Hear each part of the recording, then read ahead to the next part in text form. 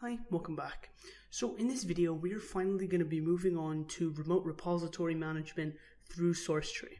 So we finished up with branches and managing the branches.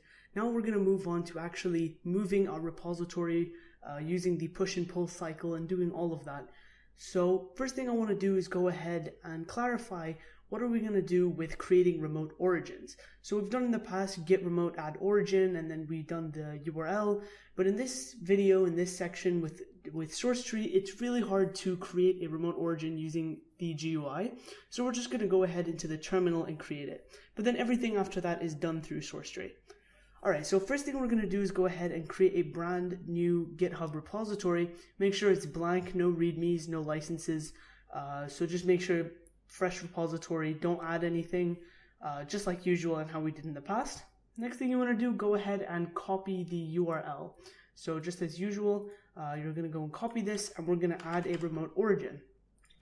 So if you go back into SourceTree, there's this really handy button in the top right, which allows you to open up a terminal in the correct window, so in the correct path and on the master branch.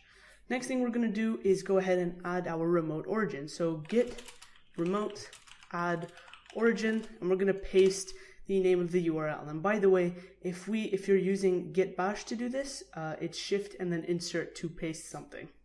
So we're going to click enter, and there you go. The remote origin has been added. So next thing we want to do is go ahead and learn about pushing and pulling. So we have all of this data here, and we're going to go ahead and push it onto our repository. So first thing you want to do is go ahead and make sure you're on the right branch, your master branch, or whatever branch you're going to use. You're going to click on push. And now you can see here it says push to repository origin. So through the terminal, we actually created and initiated that push-pull cycle and created the origin that we need. There we go. So then it says branches to push here. So we're just going to push the master branch. It's the only branch we're going to push. And of course, you're going to push it to which branch, which is going to be the remote master branch. And of course, you can track it or remember it, so we don't have to do it in the future. But again, we're not going to be using the terminal, so it doesn't really matter if you leave this on or not. So then we're going to go ahead and push it. This may take a while depending on the size of your project. Of course, you're going to need to log in there. So I'm just going to log in. And notice how all of this is very similar to the process we use in the terminal, except this time it brings up a nice little window for us to use. So we're just going to wait for that to push. And like I said, depending on the size of your project, this could take a few minutes to even a few hours. So just know that. So there you go. We pushed it onto our repository. Now you can see here we have two branches, master and origin/master. So just know that the origin / basically stands for any remote branches that you have. So this could be origin/error01 or origin/dev, depending on whatever remote branches you have currently initiated. So let's go ahead and check out our GitHub repository. Let's go and see how that's looking. So you can see right there we have 6 commits, 1 branch. So there we go, everything is working. So the next thing I want to do is go ahead and add a README and a license through here. So first thing I want to do is add a README. And remember, we usually add READMEs through GitHub. It just offers a really nice way to interact with it. So I'm going to go ahead and add that README and commit it. Of course, just as usual, added README. And we're going to commit directly to the master branch. Go ahead and commit that. So there we go, 7 commits. Now we're going to go and create a license. So I'm going to go and create a new file. Just as we've done in the past, there's nothing different here. License.md. And make sure it's in all caps. Then I'm going to choose the license template and choose the MIT license. So of course, I'm just going to replace my credentials, review and submit, and there you go. Everything is working. Just going to finally commit it. Added license. There we go. So now we have created our README and our license. So what about pulling into our project here? What do we have to do? Well, it's pretty much the exact same thing. Right next to the push button is a pull button. You're just going to click on this, and now you can see here, pull from remote origin, which is what we're looking for.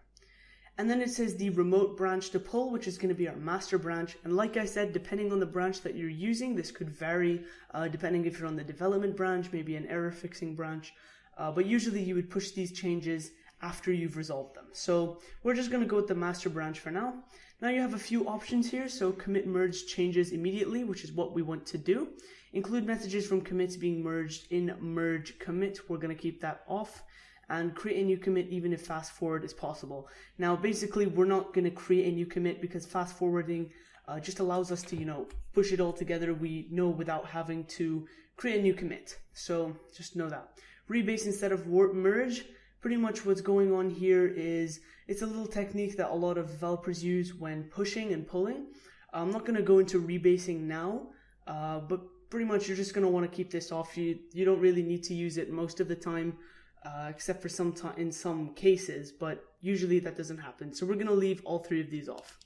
Next thing I want to do is go ahead and click OK, and it's going to pull everything from our top repository on GitHub into our local repository.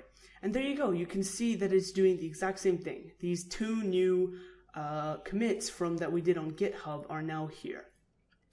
So that's pretty much it for push, and pull requests. Now you can see everything is almost exactly the same. We've run through all of this quite quickly, and just as I said in the past, most of this is the same process. It's just conveyed to us in a different way. So there we go. That's pretty much it for source tree. I hope you learned a little bit from this section. It's just, again, an alternate way to use Git and GitHub. Something, a lot of people, prefer GUIs over a terminal. So that's just something that, is a personal opinion. But whatever. Now you have two different ways of using Git and GitHub, and depending on your preferences, you can use it. It's always good to learn more. All right, let's move on to the next section.